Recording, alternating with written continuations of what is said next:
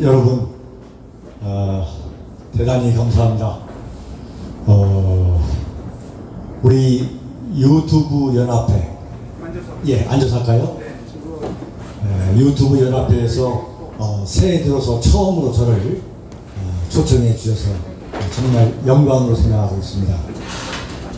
박근혜 대통령이 탄핵을 당할 위기에 처해 있을 때 바로 시작한 우리 유튜브 동지 여러분들께서 이처럼 짜임새 있게 지금 체제를 갖춰놓다는 것에 대해서 정말 큰 자부심을 느끼게 됩니다.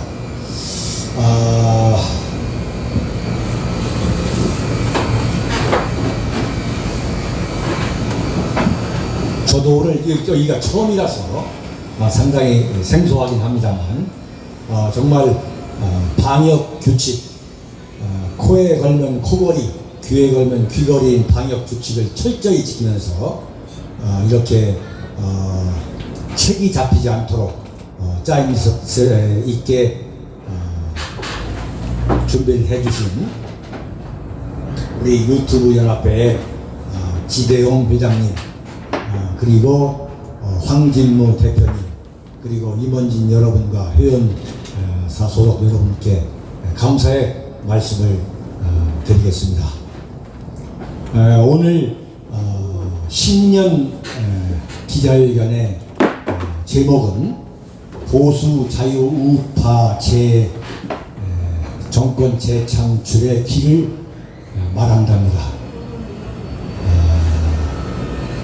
우선 그 주제에 앞서가지고 오늘 문재인 대법원이 박근혜 대통령에 대해서 징역 20년이라는 대한민국 헌정사상 최악의 중형을 때렸습니다. 한마디로 대국민 사기 인민재판의 극치라고 저는 생각하고 있습니다. 박근혜 대통령은 징역 20년을 채우게 되면 2039년 87살이 되셔야만 감옥에서 나오실 수 있습니다. 국정농단이라고 할 수 있는 어떤 증거도 없고 단 한 푼의 뇌물도 받지 않은 이 상황에서 대한민국 문재인 사법부는 징역 20년이라는 대국민 사기 인민재판의 극치를 여과 없이 보여주었습니다. 대한민국 헌정사는 이것이야말로 광해군을 제거한 인조 반정의 현대판 재현이라고 저는 규정하고 싶습니다. 광해군을 제거한 인조는 정권을 잡았음에도 불구하고 오로지 피로 물드는 정치 보복, 피비린내 나는 정치 보복을 계속하다가 1627년 정묘호란이라는 조선의 최악의 전쟁을 치르게 됐습니다. 조선은 완전히 쑥대밭이 됐습니다. 그리고 인조 5년의 정묘호란에도 불구하고 정신을 차리지 못했던 인조는 1636년 평자호란을 맞이해서 인조는 마침내 삼전도에서 삼두 구고들에 맨 얼음 땅에 이마를 찧어가지고 피를 내게 하는, 북소리를 내게 하는 삼두 고두려의 치욕을 겪게 됐습니다. 지금 문재인 정권이 박근혜 대통령에 대해서 탄핵도 모자라서 이번 3월이 되면 4년의 지금 감옥생활, 옥고를 치르게 됩니다. 정말 피가 거꾸로 솟게 하는 문재인 정권의 만행인 거죠. 네. 그런데 그 탄핵 자체가 일부의 대통령을 지내시다가 현직에서 탄핵을 당했다는 것 자체가 대통령, 국가 통치권자로서는 그건 최악의 모욕인 겁니다. 치욕인 겁니다. 그 탄핵으로서 모든 것이 사실은 박근혜 대통령에 대한 정치적 보복은 사실은 끝났다고 봐야 되는 겁니다. 근데 그것도 모자라가지고 박근혜 대통령을 감옥에 가뒀습니다. 그게 바로 박영수 특검이었습니다. 문재인 좌익 세력의 그 원격 조정, 사실상 원격 조정과 교감과 공감 속에서 진행된 박영수 특검은 박근혜 대통령을 감옥에 넣었고, 그로부터 매주 일주일에 4차례 오전 8시부터 저녁 오후 5시까지 손에 수갑을 차고 끌려다니는 그러한 처참한, 그야말로 치욕적인 그런 장면을 이어갔던 겁니다. 그런데 그것도 부족해서 지금 여기까지 박근혜 대통령에 대한 대법원의 최종 판결 확정이 내려지지 않았다는 이유로 바로 오늘 2021년 1월 14일까지 박근혜 대통령을 감옥에 가두고 있는 이 문재인 정권의 그 악랄한 정치 보복이야말로 대한민국 현대 정치사에 반드시 기록돼야 할 것입니다. 민주주의라는 이름으로 일국의 대통령, 그것도 입만 열면 페미니즘을 노래하는 이 문재인 세력에 의해서 무자비하게 정치 보복을 당하고 계시는 박근혜 대통령께 정말 더 이상 뭐라고 위로의 말씀을 드릴 수 없겠습니다. 전임창중은 제가 무기력한 위치에서 대한민국을 움직일 수 있는 위치에 올라간다면 제가 이 탄핵 사태와 관련해서 어떤 일을 제가 할 것인가를 말씀드리고자 합니다. 그게 뭐냐? 2016년 손석희 JTBC가 어떻게 해서 박근혜 대통령이 최서원에 의해서 국정농단을 당했다는 그야말로 터무니없는 가짜 뉴스를 터뜨리게 되었는지에서부터 어떻게 해서 김무성과 유승민이가 63명을 이끌고 박지원과 야합을 해서 문재인 정권을, 박근혜 대통령을 탄핵하고 감옥에 가두고 또 어떤 과정을 통해서 문재인 씨가 정권을 잡게 됐는지 그 과정에 관한 특별검사를 반드시 도입해가지고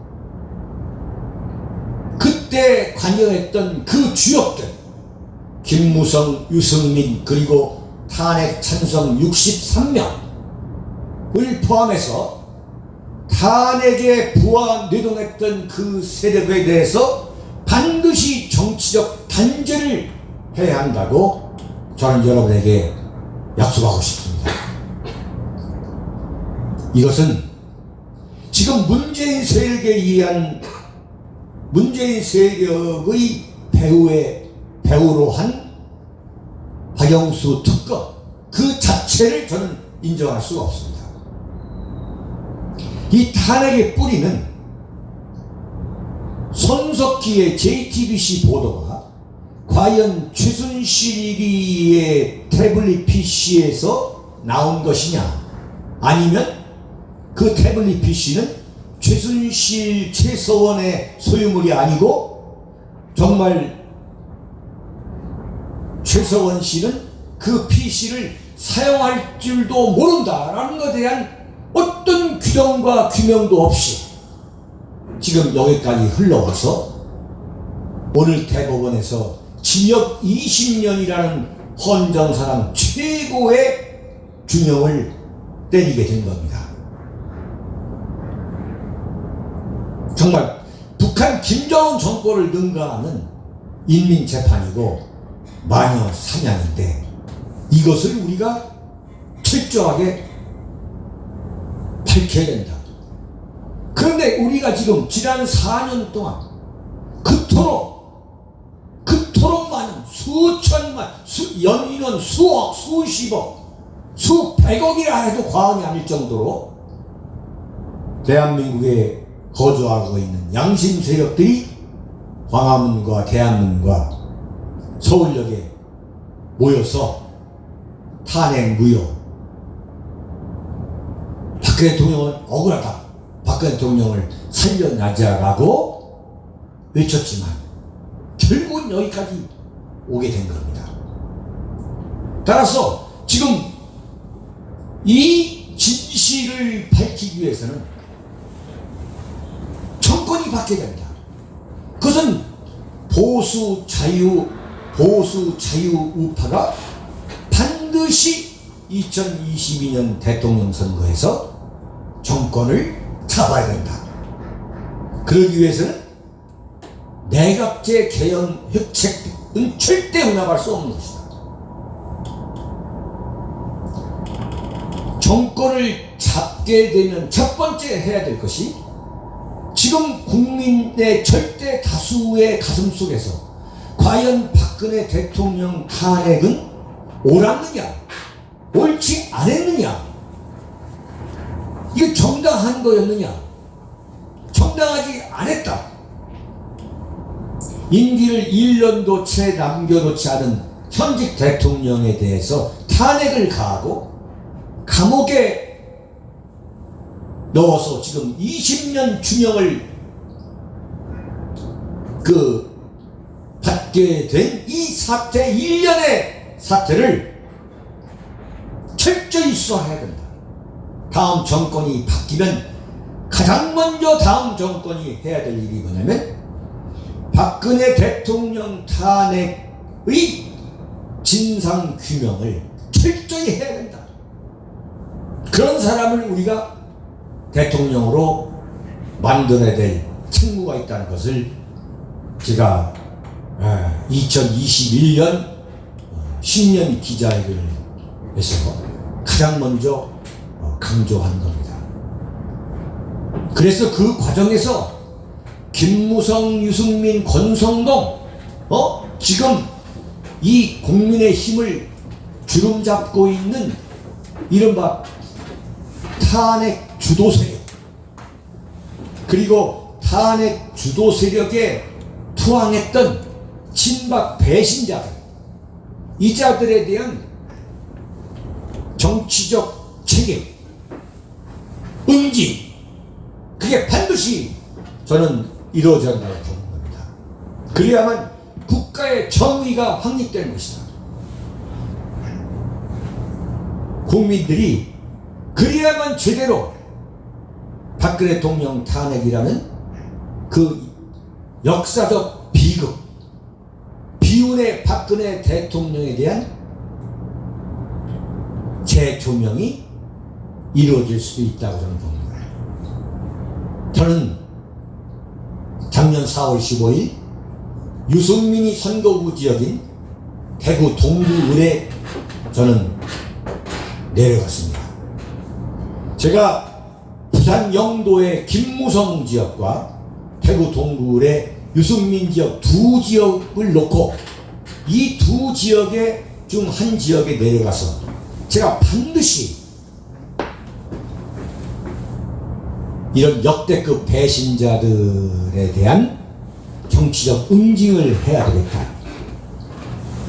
대한민국 현대 정치사에서 누군가 한 사람은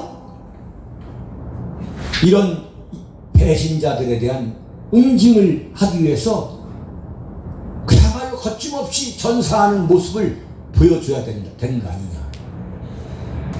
저는 그래서 김무성이는 이미 불출마 선언을 했고, 그래서 저는 대구 동구을에 내려갔습니다.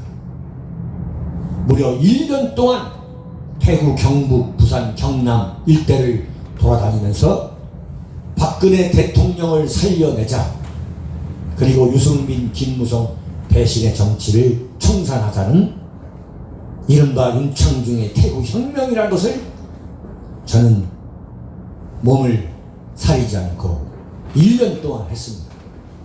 그래서 마침 대구에서 국가중심세력 총연합이라는 시민단체를 만들어서 바로 황교안과 유승민이가 합당한 그 세력과 맞짱을 뜨겠다는 각오로 출마를 준비하던 차에 유승민은 비겁하게 출마를 포기하고 도망을 쳤습니다.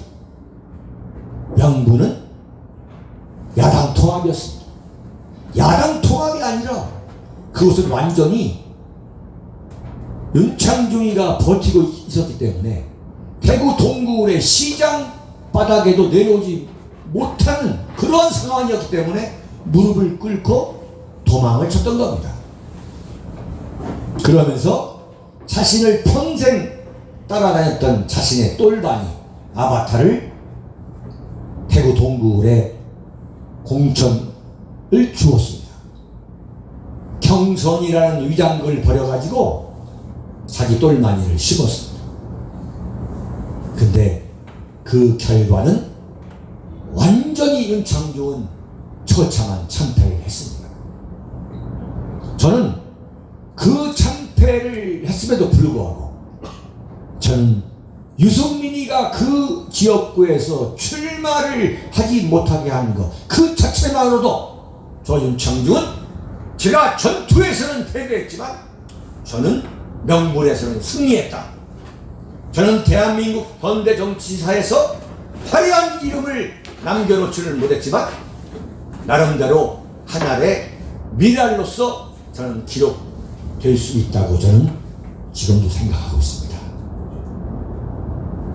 따라서 제가 정말 피를 토하는 심정으로 대한민국 국민 여러분과 해외 동포 여러분에게 제가 호소하려 합니다. 박근혜 대통령 탄핵 문제는 대법원 확정이 끝났다고 해서 여기서 끝난 게 아닙니다. 우리는 박근혜 대통령이 빨리 감옥에서 나오실 수 있도록 다시 한번 박근혜 대통령 석방운동에 불을 붙여야 되고, 그 박근혜 대통령의 정치적 실현에 앞장섰던 김무성, 유승민을 포함해서 이 문재인 좌익 정권에 대해서 응분의 책임을 반드시 묻는 날을 우리가 만들어야 됩니다. 정말 국민 여러분과 해외 동포 여러분에게 호소하고 싶습니다. 너무나 많은 실패와 패배를 그동안 해왔습니다.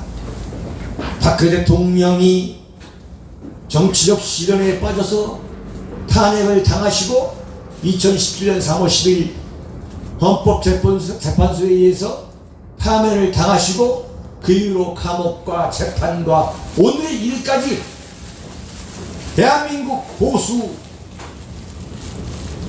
자유우파 진영에게는 너무나 많은 패배를 겪어왔지만 그러나 여기에서 주저앉을 수는 없는 거죠. 정치는 양지가 음지가 되는 거고 음지가 양지가 되는 겁니다. 네, 그걸 우리가 신념처럼 믿어야 되겠습니다. 그래서 지금 우리는 오늘 이처럼 언택트 우리가 갖고 있는 이 놀라운 SNS의 실력을 그동안 4년 동안 쌓아온 이 실력을 유감없이 발휘해서 우리가 앞으로 언택트 집회의 그 기술을 마음껏 발휘하면서 박근혜 대통령 석방운동에 불을 붙여야 할 것으로 저는 간절히 호소하는 바입니다.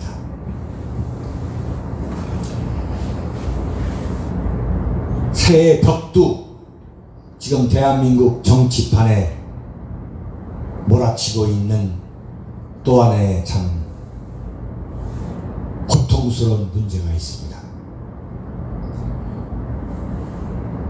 지금 보수 자유우파라고 나의 정치적 이념적 신념이 보수 자유우파라고 믿고 살아가고 계시는 국민 여러분께서는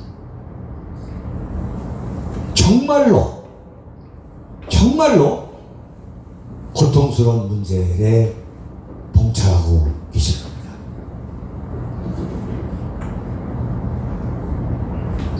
그게 바로 뭐냐면은 서울시장의 안철수씨, 부산시장의 박형준이가 지지도 1위에 오르고 있는 이 현실을 과연 어떻게 해석하고 어떻게 대응해야 할 것이냐. 그리고 만약에 이자들이 이 야권의 후보가 된다면 명색이 보수 자유 우파라고 하는 그 유권자들이 과연 이자들을 찍어야 되느냐 아니냐 하는 아주 심각한 고민에 빠져 있는 겁니다. 제가 여러분들한테 정말 오늘 진정으로 호소하고 싶습니다. 여러분들한테 제가 질문을 던지겠습니다. 과연 안철수와 박형준이가 보수 우파의 대안적 인물이 될 수가 있느냐 이게. 과연 이 사람들이 안철수가 서울시장이 될 자격이 있느냐, 박형준이가 부산시장에 될 자격이 있느냐 한 것을 여러분들한테 정말 제가 제 가슴 속에서 눈물을 흘리면서 호소하고 싶습니다. 그렇지 않습니다, 여러분. 안철수가 누구입니까? 여러분들 많은 국민들이, 심지어 보수 자유 우파라는 분들도 안철수는 안보는 보수고 경제는 진보라고 알고 있습니다. 그건 완전히 요설이죠. 안철수가 나는 안보는 보수고 경제는 진보라고 말한 적이 없습니다.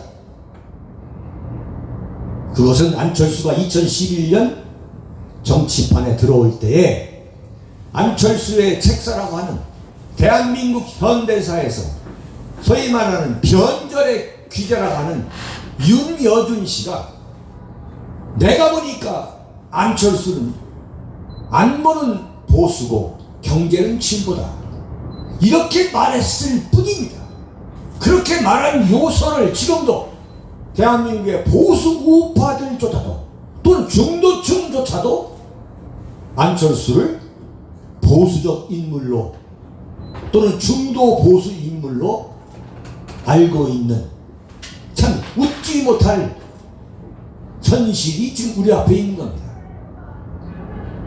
그래서 국민의힘에서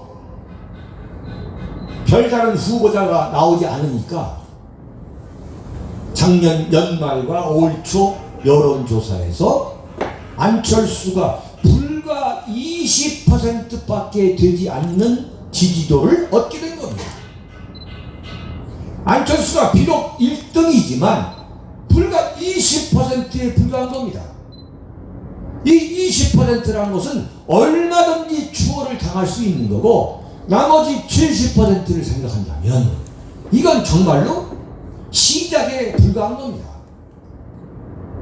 근데 벌써 보수 우파, 보수 자유우파라고 생각하는 사람들이 야, 이거 안철수 찍어야 되는 거 아니냐, 이런 식으로 지금 흔들고 있는 것에 대해서 저는 심각한 경고를 하지 않을 수가 없습니다. 말도 안 되는 것이요. 안철수가 2011년 정치판에 들어온 이후에 과연 안철수의 정치 행각을 면밀히 봐야 될 거 아닙니까? 보수 우파는 정말 공부를 해야 된다. 공부를. 안철수가 2011년에 들어왔을 때에 가장 먼저 손을 잡은 사람이 윤여준이고, 보수의 침을 뱉고 말을 갈아탄 윤여준, 그 다음에 윤여준 못지않게 보수의 단물을 다 빨아먹었던 김종인 씨, 이 사람들과 손을 잡고 정치를 시작한 거 아니겠습니까? 그리고 정말 구역질이 나는 개그맨 김재동, 영화배우 김여진, 이런 사람들하고 청춘 고젓하면서 돌아다닌 거 아닙니까? 그러면서 당을 만들면서 박지원과 손잡고 손학규, 박주선, 천정배 손잡아서 국민의 당 만들었죠? 손학규가 우파입니까? 박지원이가 우파입니까? 천정배, 박주선이가 우파입니까? 그러다가 어떻게 했습니까? 박근혜 대통령 탄핵에 앞장섰던 유승민의 바른정당하고 당을 만들었다가 그게 또 왕창 망하니까 미국, 독일, 미국 갔다가 돌아와서 만든 당이 지금 또 국민의당 아닙니까? 이 국민의당 만들 때에 당시 창당 준비위원장이 누구냐면 완전히 좌파 사회주의 학자의 대명사라고 할 수 있는 서울대 한상진 교수 아니었습니까? 서울대 한상진 교수였어요. 안철수를 우파로 보는 사람들은요, 정말 이건 보수 우파에 자격이 없는 겁니다. 자격이 없는 거예요. 여러분, 문재인 씨가 신영복 씨가 사망했을 때 사망한 신영복에 대해서 문재인 씨가 뭐라고 얘기했습니까? 자신의 사상의 스승이라고 했잖아요. 그리고 평창 동계올림픽 때 뒤에 그 신영복 씨가 쓴 그 통이라는 한자를 배경으로 세계 정상들을 접견했죠. 세계를 향해서 대한민국은 좌파 사회주의 국가라고 공개 선언한 겁니다. 이게 민주주의 국가라면 이건 정말 밀란이 일어날 문제죠. 국가 정체성을 완전히 송두리째 허물어뜨리는 그런 일을 정작 대통령이라는 사람이 한 건데, 여러분, 신영복이라는 사람이 사망했을 때 거기에 문상을 간 대표적인 인물이 누군지 아십니까? 그게 안철수입니다. 그게 안철수. 안철수가 가서 뭐라고 얘기했냐면, 신영복 교수님은 아름다우신 분이다. 그 아름다우신 분이 꿈꿨던 좋은 세상을 내가 만들겠다고 했어. 내가 만들겠다고. 신영복이가 말하는 좋은 세상이라는 건 그건 사회주의 국가, 북한을 말하는 거예요. 북한을. 신영복이라는 사람은 육군사관학교 교수를 하다가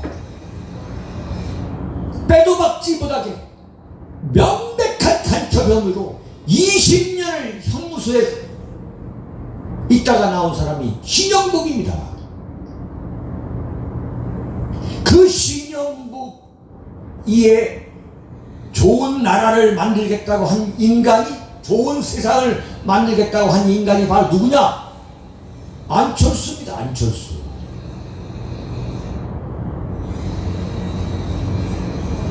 그런 안철수를 지금 지지도가 한 20%밖에 안 되는데 그 지지도가 1위가 나오니까 그 안철수를 보고 당에 들어오라고 애걸복걸하고 있는 게 바로 제1야당인 국민의힘이에요. 이건 국민의힘은 보수 색깔을 이미 김종인 씨에 의해서 완전히 다 그 물을 뺐지만, 이런 걸 보면은 국민의힘은 자진 폐업해야 돼. 자진 폐업. 네? 아니 아직 서울시장 후보 경쟁이 시작도 되지 않았는데 어떻게 여론조사 해가지고 안철수가 1등 하니까, 그 1등도 무슨 뭐 30 몇 퍼센트 40 몇 퍼센트가 아니라 불과 20%예요. 불과 20%. 그런데 어떻게 그 안철수를 보고 들어오라 하냐 이거예요.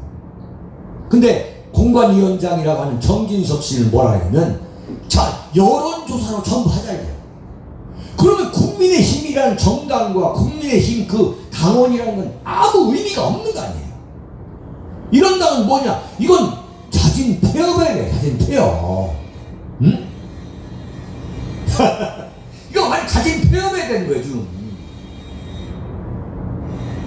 지금 아까 말씀드렸습니다만 박근혜 대통령 탄핵 이 소나 사면 문제를 갖고 그렇게 지금 문재인이가 이낙연을 시켜가지고 이 소위 말하는 에드벌을 띄워가지고 그 칼을 보면서 또 택배분들이 들고 이러니까 국민적 공감대를 바탕으로 해야 되고 반성문을 써야 된다라고 그렇게 정말 또다시 모욕을 한데도 불구하고 거기에 대해서 지금 국민의힘에서 그 잘난 극백상단 중에서 무슨 그런 소리를 하고 있냐라고 저하는 국회의원이 단 한 명도 없는 거 아닙니까? 응? 그러더니 안철수가 불과 20 몇 표도 안 받았는데, 자 그럼 우리 당에 들어와라. 기가 막히게 오세훈이라는 사람은 안철수가 입당하면 나는 출마하지 않겠다. 안철수, 그런데 안철수가 입당하지 않으면 내가 출마하겠다. 정말 이건 초등학생 정치도 아닌 그 유치한 말이죠. 영혼이 없는 정치를 하고 있는 게 바로 국민의힘이란 데입니다. 응? 그런데 오늘 방금 전에 안철수가 뭐라 했느냐? 국민의힘에는 들어가지 않겠다고 그랬습니다. 국민의힘에, 내가 안철수라도 국민의힘에 들어갈 이유가 없는 거죠. 제가 누누이 말씀드립니다만 안철수의 전술 전략은 국민의힘에 이제 자기가 이제 국민의힘 밖에서 있으면은 국민의힘 안에서는 자기를 능가할 후보가 나오지 못할 거라 이거예요.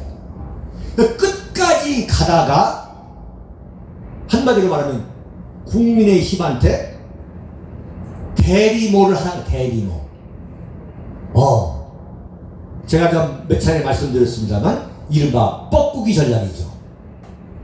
내가 그 안에 들어갈 테니까 너희들이 후보 내지 말고 대신 그 알을 부화해라. 그러니까 뻐꾸기가 왜 자기가 낳은 그 알을 그 뻐꾸기 애미가 부화하는 게 아니고, 뻐꾸기는 말이죠, 뱁새나 맵새가 알을 낳으면 거기다 자기 알을 집어넣습니다.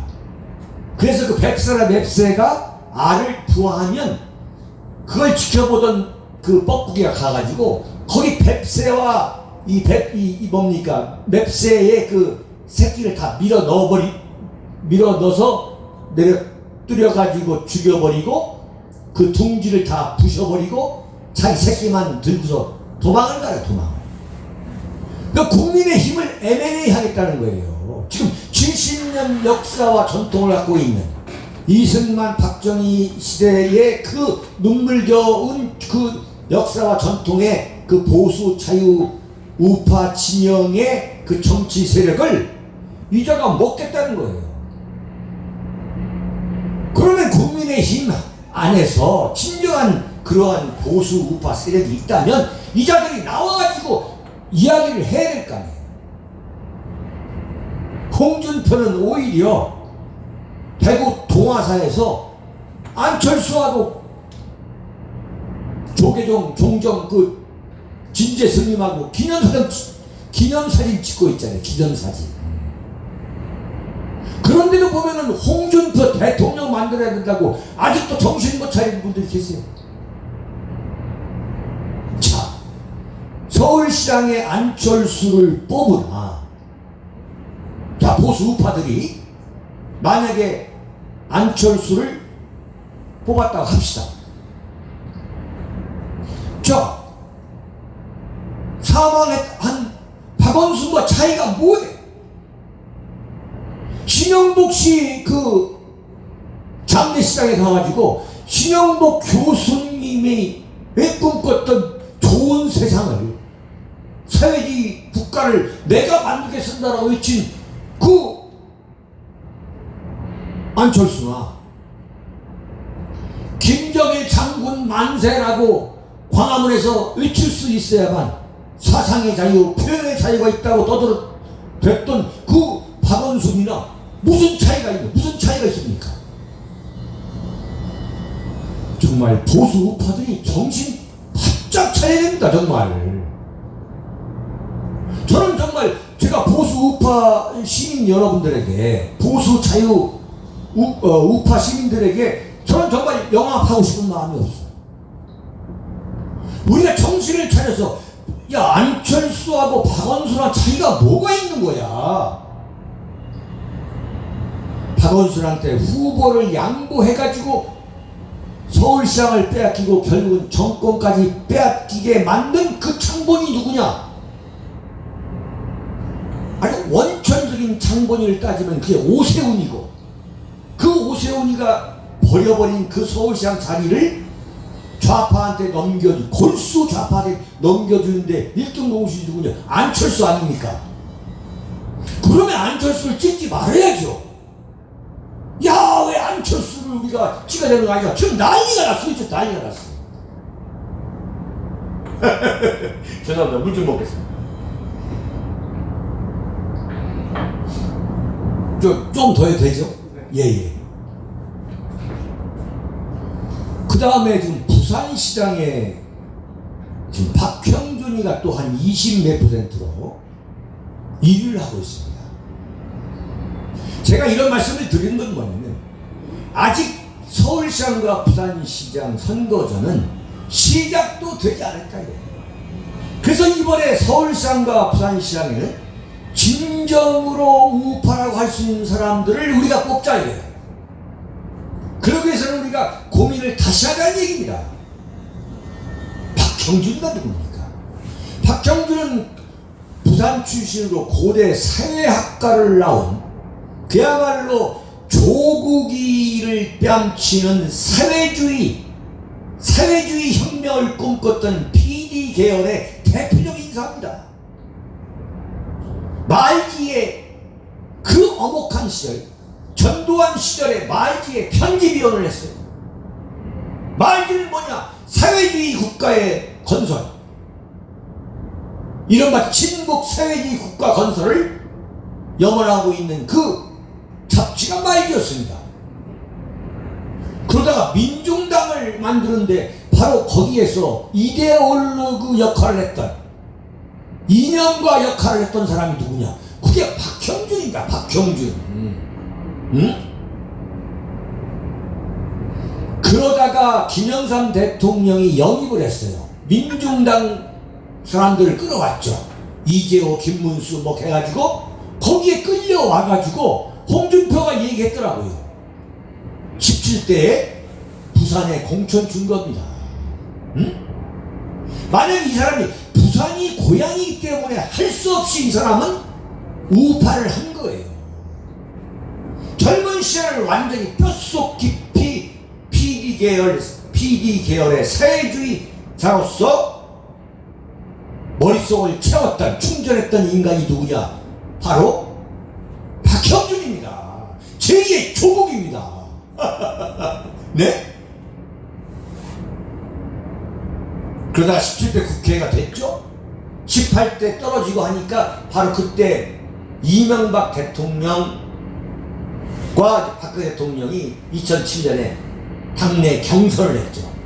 그때 대변인이 누구냐? 박형준입니다. 이명박 캠프의 대변인이 박형준이에요. 박형준이가 뭘 했느냐? 완전히 박근혜 당시 그 대선 예비 후보를 착살내는데 1등 공신이 누구냐? 바로 박형준이었죠.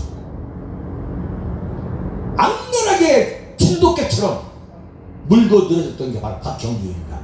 그래서 MB가 그 공로로 박형준을 청와대에 데리고 갔죠.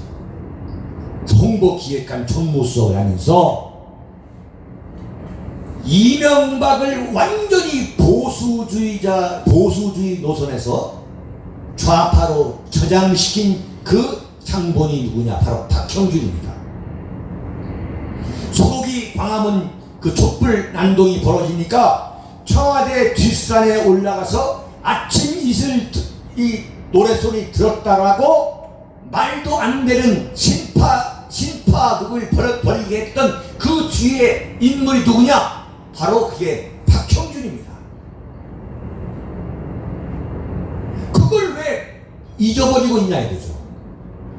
그러니까 저는 보수가 결정적으로 붕괴되기 시작한 게 언제라고 보느냐면 바로 이명박 대통령이 청와대 뒷산에 올라가서 아침 이슬 들었다라면서 대국민 사과하고 눈물을 흘릴 때 그때에 이명박 대통령이 무너진 겁니다.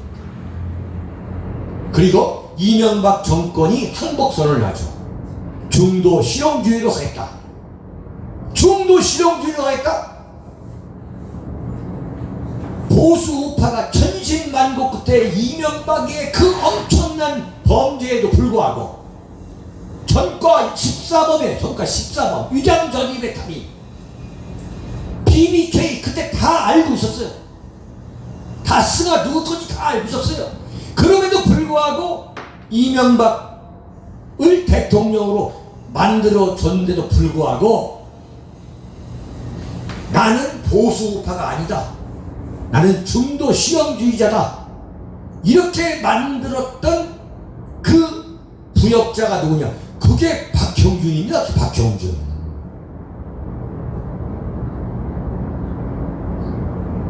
보수 자유우파가 이토록 괴멸하게 만든 자가 바로 박형준이에요. 그러다 이제 이명박 정권이 처참하게 무너지죠. 무너지면서 이 자가 방송 종편을 섭렵합니다.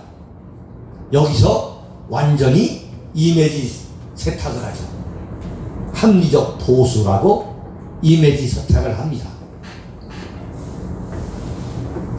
그런데 마침내 박근혜 대통령 탄핵이 다가오는 겁니다. 박근혜 대통령을 생매장 난도질하는데 가장 앞장선 인물이 바로 박형준입니다. TV에 나와서 윤창중을 가장 난도질한 사람이 누구냐? 박형준입니다. 박근혜 대통령을 가장 난도질한 사람이 누구냐? 박형준입니다. 박근혜 대통령을 가장 난도질한 사람이 유승민이고 박형준 수준인데 지금 박근혜 대통령 사면을 해야 된다고 떠들어내고 있는 게 유승민과 박형준이에요. 우리가 굉장히 기억력이 중요한 거예요. 망각하면 안 되는 겁니다. 박근혜 대통령이 탄핵을 당하실 때 정말 저는요, 박형준이가 TV에 나와서 박근혜 대통령을 비난하는 걸 보면서 저건 인간도 아니다 정말. 근데 이자가 완전 TV에 다시 탄핵이 끝나고 나니까 뭐 썰전이라고 나와가지고 이미지를 아주 부드럽고 합리적이고 온건한 이미지로 하는데 이제가 완전히 종편에서 신분 세탁, 이미지 세탁을 하더니 무엇을 들고 나왔느냐? 황교안과 유승민 통합의 가교 역할을 한 자가 바로 이자였어요. 근데 이자는 부산 수영이 자기 지역구인데 거기 내려갈 수가 없습니다. 나 내려가면 낙석이에요. 그 지역구를 못 내려가지 않다가 어떻게 했느냐? 비례대표 그때 미래한국당에 은근슬쩍 신청했다가 완전히 그냥 대망신 나가가지고 포기하고 있더니 요번에 오세돈 부산시장이 성추행 사건으로 지금 자리를 비우니까 내가 후보에 나가야겠다고 나가고 있는 거예요.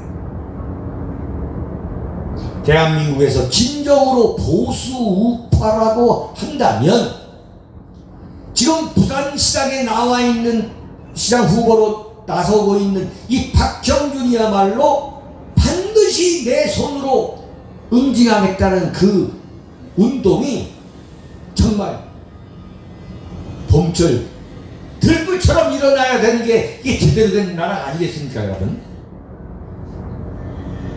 어떻게 이런 박형준이가 뭐냐? 난 내가 박형준은 그 한마디로 말하면 보수 창돌뱅이에요.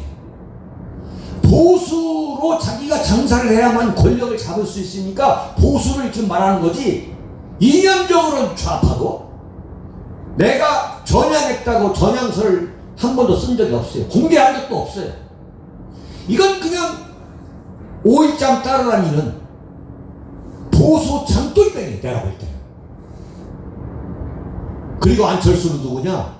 안철수는 이건 완전히 좌파의 숙주입니다. 좌파의 숙주. 이런 사람이 있기 때문에 좌파가 지금 명맥을 유지하고 있는 거예요.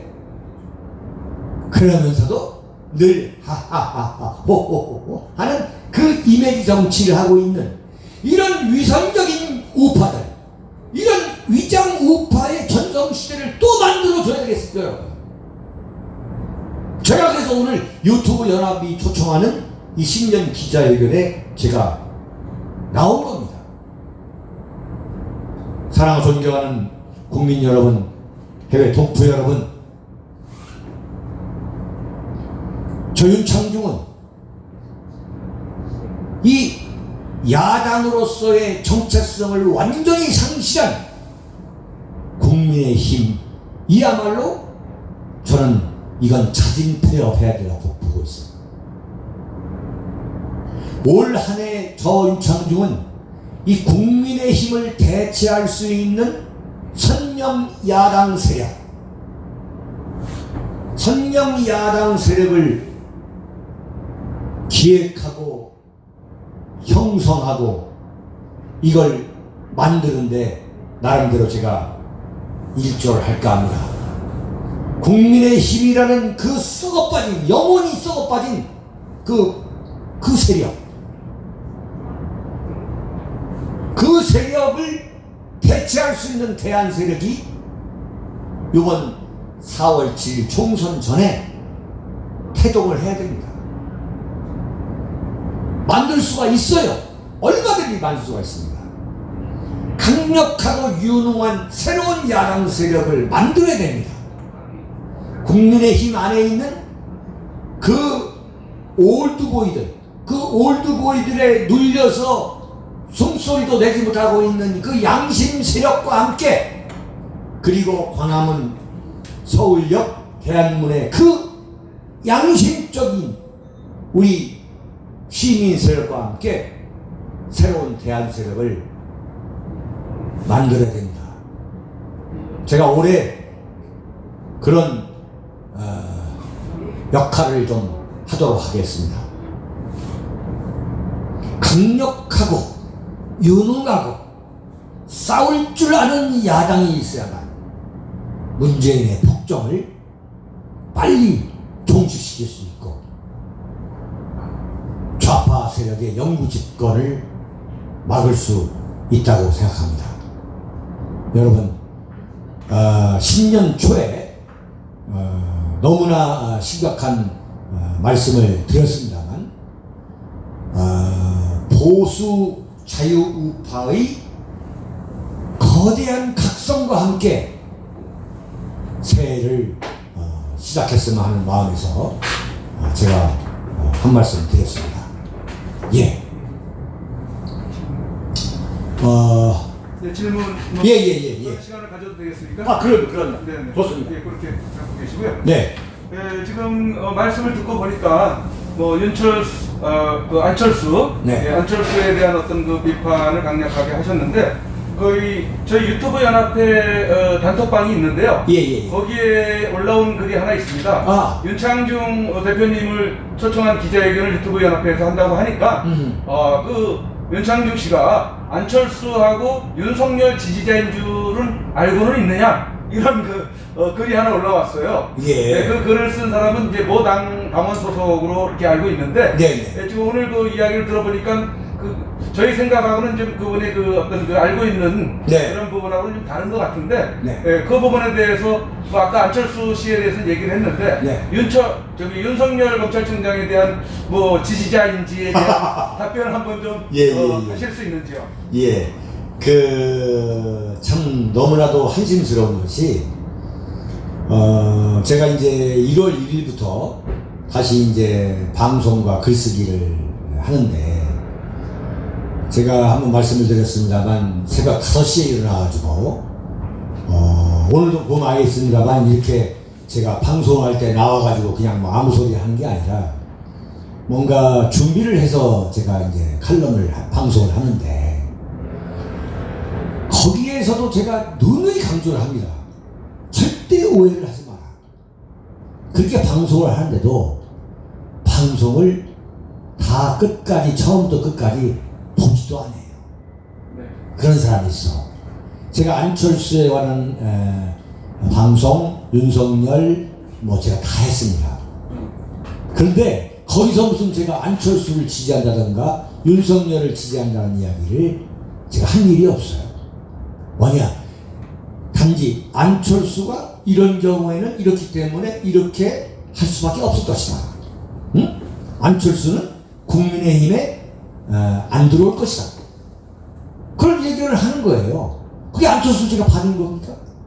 오늘 안철수가 국민의힘에 안 들어온다고 그랬잖아요. 응? 맞아 떨어지네요. 완전 맞아 떨어졌죠. 안 들어온다, 두고 봐라. 안 들어온다. 네?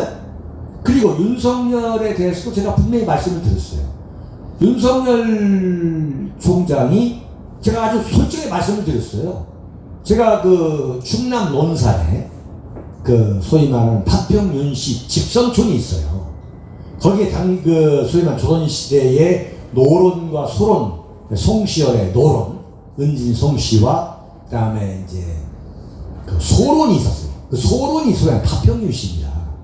그 파평윤씨의 맹주가 윤중 선생이라는 분이신데, 그 윤중 선생의 소위 말하는 이제 제가 이제 구대손이에요. 구대손. 그러니까 윤창중, 무거울 중 다음 학렬이 주석석이에요. 제 아들이 이제 석자예요. 주석선인데, 윤석열의 아버지가 이제 논산 공주 그 일대에 있는 파평윤 씨예요. 근데 그런 얘기를 하면서 우리 집안에서도 한 사람은 박근혜 대통령 대변인이고 한 사람은 박근혜 대통령을 지금 이렇게 만든 장본인이 윤석열 아닙니까? 그렇죠. 그러니까 우리 문중에서도 윤석열에 대한 평가가 완전히 나눠져 있어요. 내가 이런 얘기를 직접 방송까지 했다고. 오해 없기 바랍니다. 나는 지금 윤석열이라고 할 것 같으면 이 보수 우파가 지금 상당히 고민하고 있다. 윤석열에 대해서는 애증의 기준이 있는 거 아니냐. 박근혜 대통령의 정치적 이 시련을 불러온 장본인이 윤석열이다라고 생각한다면 정말 치가 떨리는 거고. 그런데 국민의힘이라는 이 작자들이 문재인에 대한 이 저항을 제대로 못하는 상태에서 문재인하고 지금 이런 관계 제대로 싸우고 있는 게 그나마 윤석열이니까. 문재인이야 윤석열이야라는 이 선택을 할 때는 우리가 윤석열을 지지할 수밖에 없는 거 아니냐. 어? 양자 무도일 때. 예, 그렇죠. 그런 이제 이야기를 한 거예요. 제가 방송에서. 그래서 윤석열이가 네가 진짜 대통령이 되고 싶으면 내가 볼 때는 뭐 7월까지 임기를 다 마치고 나오면 그건 임기를 다 마친 검찰총장이라니까 기록은 남을 줄 모르지만 내가 볼 때 그 정치적으로는 그건 마치고 안 마치고는 의미가 없다. 지금 당신은 문재인과 싸우는 게 문제다 지금. 예? 그런 얘기를 제가 이제 쭉 했는데 그런 방송을 듣지도 않고 그냥 딱 이렇게 하면 이거 윤석열이 편드는구나 그래가지고 이제 조지는 거라 사람을. 어? 그건 참 내가 억울하죠. 굉장히 억울하죠. 그렇지 않습니까? 윤석열에 대해서 그거 과거 다 잊어버리고 우리 윤석열 좀 지지해야 돼. 나는 그 사람한테 묻고 싶은 게 뭐냐면 아니 윤석열이가 국민의힘이나 또는 야권 지명에 온다고 말한 일이 없잖아요. 말한 일이 없는 사람을 갖고 윤석열은 당연히 야당 후보로 나올 거 생각하는데 그건 진짜 어떻게 보면 상상 임신이죠. 상상 임신. 그렇지 않습니까? 윤석열이가 지금 검찰총장이에요. 현재 검찰총장이에요.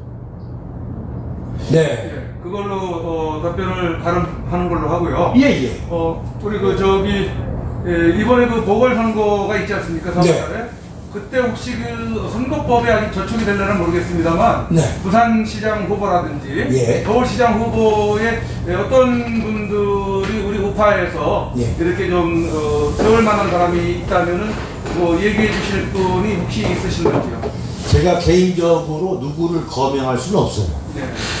제가 1월 1일 날 제가 이제 활동을 재개하면서 첫 번째 한 칼럼이 뭐냐면 국민의힘에서 왔다 갔다 하는 그 올드보이들 제발 다 물러나라. 언론에서 아무리 띄워주려고 하더라도 지금 5%를 이상할 판사는 없잖아요. 거기 윤창족 이름 넣어도 아마 그만큼 나올 거예요. 솔직한 이야기가. 나 윤창족 말이죠. 정말 국민 인지도는 말이에요. 난 사실 대한민국에서 몇 번째 된다고 봐요. 내 이름 한번 넣어보라 이거야. 근데 언론에서 홍준표, 오세훈, 유승민 아무리 박아도 5%가 안 되는 거예요. 지지도 여론조사에서 5%를 얻지 못한다는 것은 그건 의미가 없다는 게 사회과학의 그건 하나의 정론이에요. 근데 이 사람들이 계속 나오는 거야. 안철수, 홍준표, 나경원, 오세훈, 유승민, 계속 여론조사에 나오는 거예요. 완전 들러리예요. 그러니까 국민의힘에서 누가 나오지를 못해요. 그러나 나는 그 올드보이들이 정치를 그만둬라 이제. 이미 입증이 된 거예요. 이미 안 되는 거예요. 유승민이 대통령이 되는 날은 없을 거예요. 제가 볼 때는. 그럼 언론에서 왜 유승민, 오세훈 왜 이름을 넣어뒀냐? 그게 우파 조라고 느꼈습니까? 계속 넣어줘야만 이쪽에서 3자 구도가 되는 거예요. 윤석열이 이재명, 이낙연 3자 이 구도 이 경쟁이 되는 거란 말이죠. 나 이거 음모라고 봐야죠. 네. 예, 조금 빨리빨리 조금 질문을 예, 예. 하고 답변을 하도록 하죠. 네. 또 질문? 예, 예. 그럼 제가 더 질문을 하겠습니다. 그러시죠. 질문 잘하시는데. 예. 네, 이번에 그 윤석열 검찰총장이 그 일전에 예. 우리 그 이상구 공정방송이 순댓국집에서 예, 식사하는 그 장면을 촬영한 장본인들이거든요. 여기 모인 분들이. 우리 영무 방송 올리고 또 봉지루 방송 올리고 했는데 저희 유튜브가 예, 예. 예, 우리 유튜브 연합회 임원들 중에서 그러니까 윤석열 씨가 식사. 순댓국 먹는 거. 예, 식사 장면이 있었지 않습니까? 막 지금 막 나는 그거 보고서 나는 문제가 있다 봤는데. 예, 예, 그런데 그때 아니 순댓국이야 다 먹는 거지 그냥 그 순댓국 먹는 걸 찍어가지고 서민이라고 하면 그러니까 그거는 서민 코스프레라는 의미 때문에 어허. 의미로 올린 건데 예. 요즘 들어서 막 그 언론에서 예. 막 여기저기서 막 올리는 이유가 예. 뭔가는 있지 않느냐 이렇게 이렇게 지금 분석들을 의심을 하고 있거든요. 네. 왜 띄우고 있을까? 이 부분에 대해서 혹시 생각해 보신 부분이 있나요? 저는 그렇게 봐요. 아까도 말씀드렸습니다만 그 얘기만 조금 더 해볼게요. 지금 그럼 서울시장, 부산시장 선거에 누가 나가 이렇게 얘기할 수 있잖아요. 나는 이렇게 봅니다. 지금 이 구도로 가면 나는 야당이 서울시장과 부산시장을 나는 먹을 수 없다고 해요. 무슨 얘기냐? 지금 저 문재인 세력이 죽을 쓰고 있지만 여권을 간단하게 보면 안 됩니다. 제가 정치부 기자만 했고 또 그 기자를 하면서 제가 그 청와대도 있어봤고 뭐 대통령 후보도 제가 모셔봤고 했잖아요. 그 여권의 조직이라는 건 뭐냐면 정권 교체를 하게 되면 거기에 따르는 수백만 명의 이 먹이 사슬이 완전히 교체되는 겁니다. 그럼 그 사람들이 지금 선거를 딱 하게 되면 안철수가 지금 현재 20몇 % 1등으로 나오는데 지금 그 사람들이 그것만 쳐다보고 아 이제 안 되는구나 우리는 뭐 박영선 정도 내보내 끝내버리자 이렇게 할 것 같습니까? 네? 지금 뭐 부산에서 박형준이하고 김영준이 또 이현주 뭐 이랬는데 우리 뭐 그냥 김영준 내버려 말지. 여권은 그렇게 그게 바로 이 권력은 그렇게 간단한 게 아닙니다. 그게 제가 이제 1995년 그 서울시장 선거 얘기를 했잖아요. 제가 1월 1일날 방송을 시작했습니다만 사실 지금 회자되고 있는 정치권에서 이 논쟁하고 있는 걸 제가 좀 여러 개를 제가 얘기했는데 그 중에 하나가 뭐냐면 1995년 그 소위 말 3자 대결을 말하는 거예요. 네?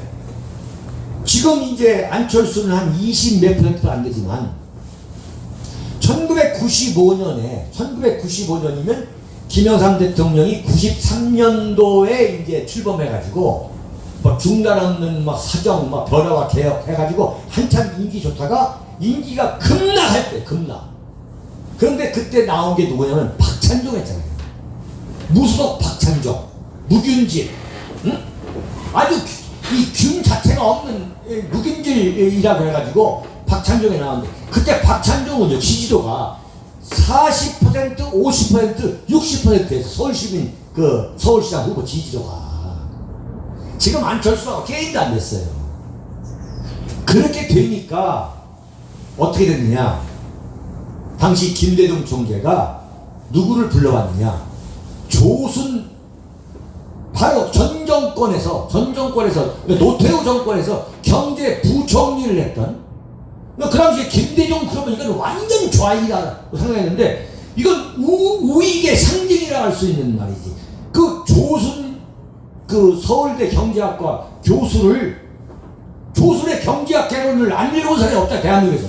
그 사람을 데려와가지고 서울시장을 후보를 줬어요. 그 와이에서 당황해가지고 뭘 했냐? 국무총리를 한 정원식 국무총리를 하다가 서울시장 후보를 준 거예요. 그때 말이죠. 청와대에서 삼성생명의 그 생활계획서라고 있잖아요. 보험 들어주시는 분들. 그 사람들 수십만을 동원해가지고 서울시내 여론조사를 직접 대면 여론조사를 했습니다. 네? 그래가지고 누구를 내세우면 좋겠냐 했더니 정원식 국무총리를 내세우면 가능성이 있는 거예요. 3자대결을 했습니다. 거기서 조순이가 됐어요. 조수치다. 나는 이번에 서울시장 선거에 정세균 씨가 나옵니다. 그 다음에 지금 국민의힘에서 뭐 계속 뭐 어쩌고 누가 나왔나 하는 대단히 우파적인 인물 있잖아요. 대단히 우파적인 인물. 뭐 뭐 어쩌고 하는 사람들, 그 내가 틀린 얘기고, 대단히 우파적인 거. 누가 봤을 때 그냥 전혀 이념적으로 저 사람은 좌파가 아니야. 저 사람이 더불어민주당에 나왔네. 그런 사람을 지금 고를 겁니다. 그런 사람 딱 등장시키잖아요. 등장시키면 어떻게 됩니까? 그냥 질풍노도처럼 나올 수가 있는 거예요. 예컨대 부산시장에 지금 박형준이도 20몇 %에 지금 보이면 뭐 박형준, 이현주, 김영춘 뭐 다 고만고만하고 거기에 박형준 씨가 조금 높아요. 자, 그런 상태에서 자 봅시다. 부산시장에 뭐 지금 뭐 부산시장 뭐 대행하고 어쩌고 이러는데 그게 아니라 이른바 게임 체인지, 게임판을 완전히 바꿀 수 있는 게임 체인지를 내놓는다 이거야. 네? 누가 봐도 부산 국제도시 항도 부산을 세계적인 도시로 만들 수 있는 인물을 내놓는다 이거야. 솔직히 무슨 거기에 박형준이가 뭐 부산시장 된다고 해서 어떻게 부산을 지금 국제도시로 만들겠다는 겁니까? 솔직한 얘기가. 근데 누가 봐도 대단한 인물이 내가 누구랑 있어요. 그런 사람 갖다가 자 한번 부산시장 나와라 했을 때 이게 정말 황당무계하게 무너질 수 있다 이거예요. 그러니까 우리가 이 보수 자유우파들이 지금 뭐 그래 안철수야 아니면은 뭐 자 그래 뭐 걔 누구냐 뭐 박형준이야 이렇게 안도하지 말고 지금 우리가 하나를 따져보자 이거예요. 따져보자 이거예요. 우리도 지금 이 그야말로 해성처럼 어떤 인물이 우리가 왜 없다고 보느냐 이거죠. 근데 딱 보면은 무슨 서울시장 그러면 안철수 무슨 나경원 오세훈 거기에 무슨 뭐 홍준표 왔다 갔다 하고 이게 저게 지금 언제적 그림인가라고 볼 수 있잖아요. 저는 감동을 줄 수 없다고 봅니다.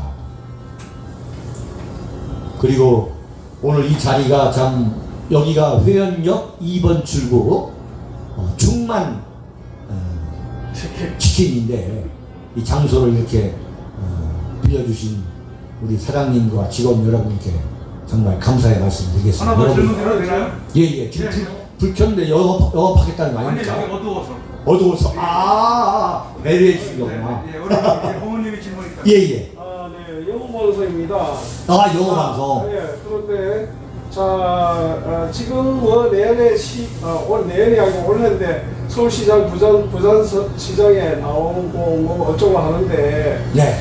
지금 이 올해의 지난번 6.13 선거나 뭐 4.15 부정선거에 대해서 부정선거를 해서 다 인위적으로 자기들이 다 이기고 뭐 180석 다 미리 하면 사전에 해가지고 만드는 조작질로 다 했는 걸로 알고 있는데 네. 지금 이대로 가면요 아무리 유능한 우리 우파에서 유능한 사람이 진짜 육조한 사람이 나가도 네. 욕먹고 있는 추미애가 서울시장 나와도 추미애가 될 겁니다. 부정선거로 해보니까 그걸 어떻게 타파할 겁니까? 그거. 네, 저는 이렇게 봅니다. 지금 미국에서도 이 부정선거, 프로드 일렉션이라고 영어방송이라고 해서 제가 영어 좀 쓰겠는데 이 부정선거라고 해가지고 지금 뭐 이런 사태까지 왔잖아요. 지금 지난번 역대 대통령 선거뿐만 아니라 지방선거 그리고 국회의원 선거 총선에 이르기까지 이 부정선거 의혹이 끊임없이 제기되고 있는 거예요. 끊임없이. 근데 저는 이 이야기로 좀 가름할까요?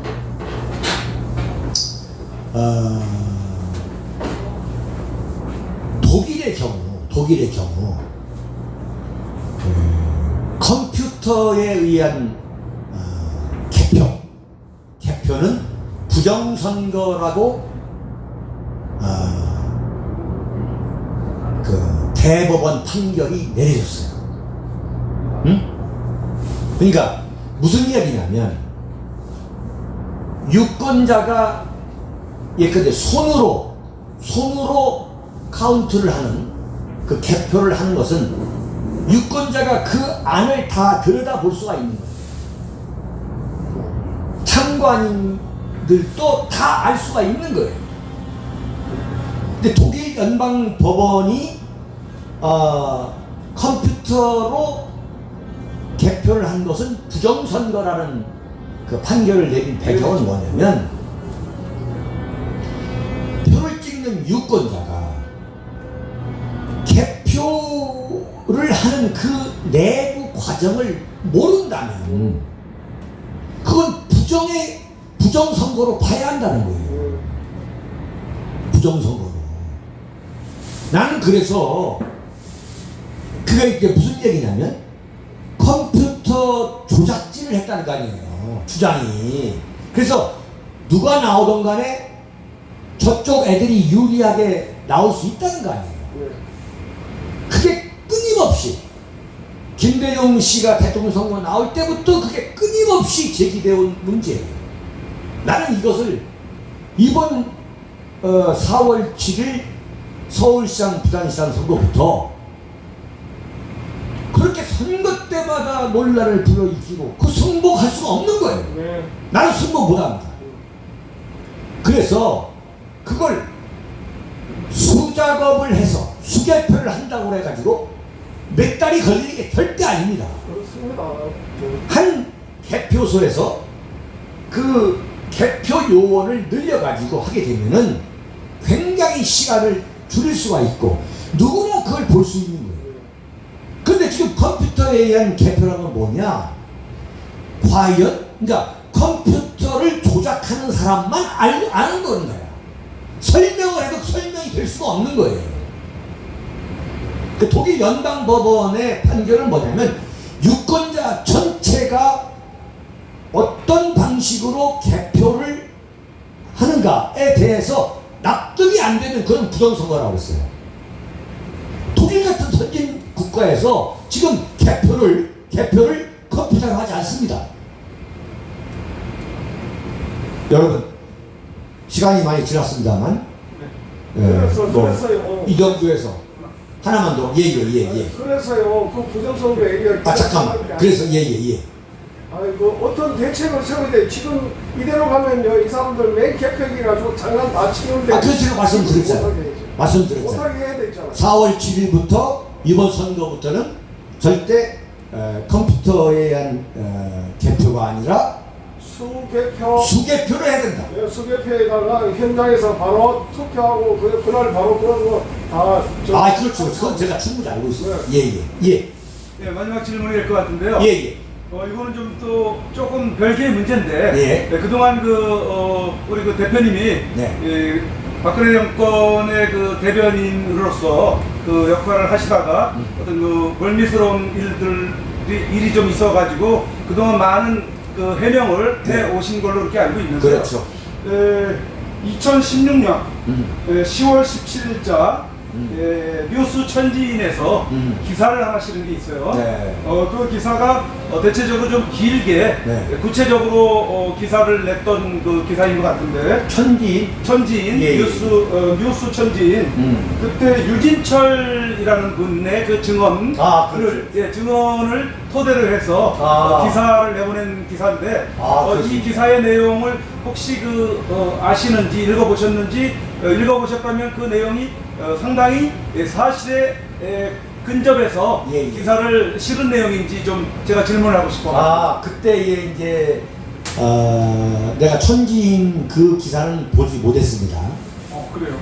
그랬군요. 근데 그 유진철 그러니까 지금 현 유진유라고. 그렇죠. 유진유라고. 그분이죠? 그렇죠. 그러니까 미주 한인총연합 회장이시죠. 네네. 그때 그분의 증언이 뭐냐면 내가 그 현장에서 다 봤다. 그런데 이건 아무것도 소위 말해 완벽하게 이것은 사실이 아니다라고 증언을 했죠. 네. 그러니까 그분의 이제 그래서 그것은 미국에 있는 우리 교포 언론에서는 전부 다 그 기사를 실었어요. 근데 대한민국에서는 뉴델리, 그러니까 뉴델리에서 실은 걸로 기억이 되고, 하여튼 윤창중에 대해서는 그야말로 생매장, 완전 난도질을 한 사건이었죠. 그래서 결과적으로 뭐냐? 지금 그게 2013년 5월에 일어난 사건인데, 소위 말해 윤창중 워싱턴 난도질 사건이죠. 그런데 지금까지 한 건에 한 번이라도 워싱턴 검찰이나 경찰에서 연락이 오지 않았어요. 이미 그게 지금 8년이 되고 있습니다. 8년 전의 일입니다. 8년 전. 그러니까 전 세계에서 가장 성범죄에 관해서 가장 혹독하게 다루는 그 검찰과 경찰이 워싱턴인데, 심지어 그 빌 클린턴 대통령이 현직에 있을 때도 그 다 백악관까지 들어가서 다 수사를 했잖아요. 근데 거기선 사건 자체가 윤창중 그 난도질 사건은 사건 자체가 성립도 안 된 거예요. 근데 그것을 갖고서 대한민국 언론, 그 다음에 당시에 윤창중의 그 급부상을 시기했던 박근혜 대통령 주변의 그 친박계들, 네? 그 다음에 이제 이 좌익 세력들, 언론들이 똘똘 뭉쳐가지고 이게 소위 말 제2의 소고기 광우병 사건처럼 몰아갔던 거죠. 그리고 이제 결과적으로 뭐냐면 박근혜 대통령, 오늘 박근혜 대통령이 대법원 확정 판결을 받습니다만, 박근혜 대통령 탄핵의 예고편인 거죠. 그러니까 거기에서 보수 자유우파들이 이제 밀렸죠. 그래서 윤창중을 완전히 생매장 시켰죠. 응? 네. 그렇게 함으로써 그 이후에 박근혜 대통령은 모든 인사를 자기 마음대로 할 수가 없었죠. 그래서 결국은 이제 탄핵이라는 불행한 학자까지 가게 된 거죠. 저도 참 어쨌든 간에 진실의 여부를 떠나서 참 국민 여러분들에게 참 언제나 송구스러운 죄인의 심정으로 이 세상을 살아가고 있습니다.